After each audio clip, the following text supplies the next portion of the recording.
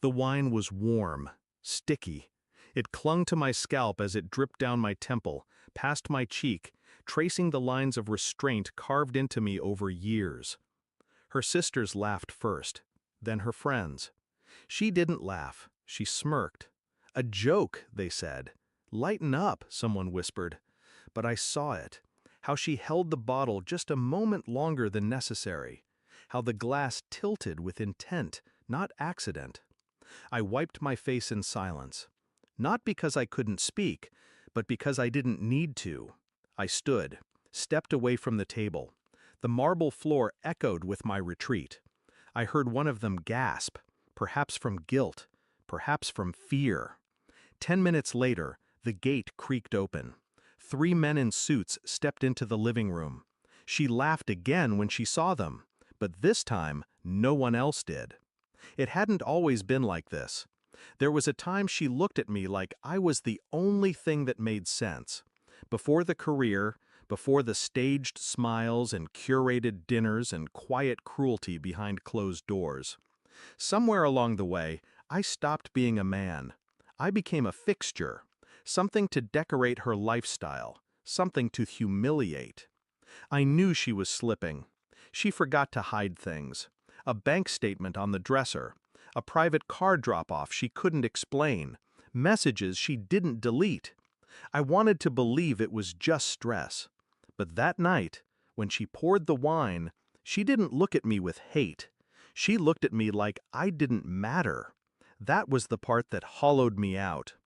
I played my part, laughed at her jokes, attended her events, while quietly tearing the seams behind the curtain. Private investigator. 3 weeks. He sent me everything. Hotel receipts, photographs, recorded phone calls.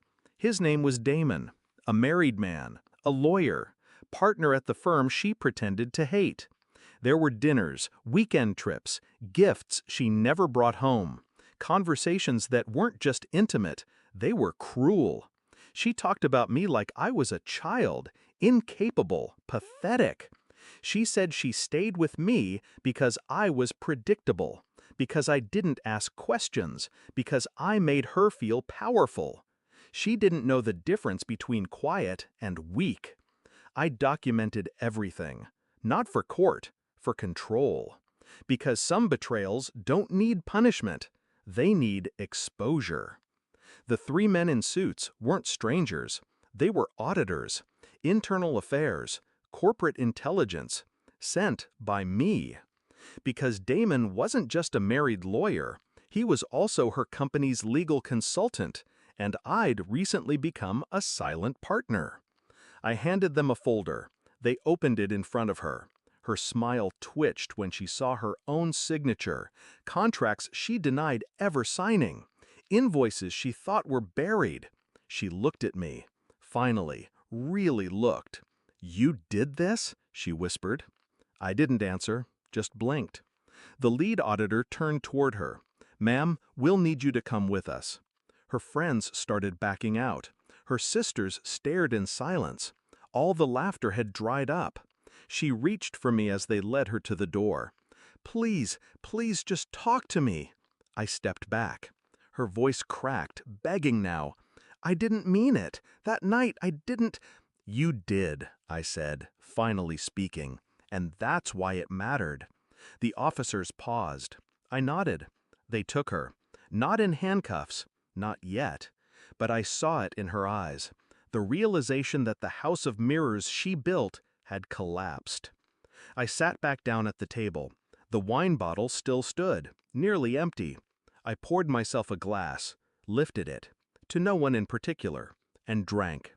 They asked if I wanted to press charges. I said no. Let her drown in silence. Let her explain herself to boardrooms and lawyers and a man whose marriage she shattered.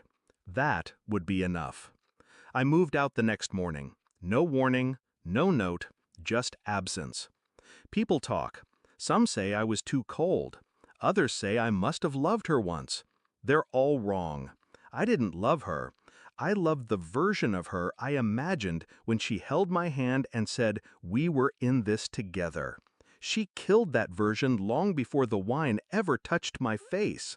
The real her? She poured that glass herself. And now, she can drink alone.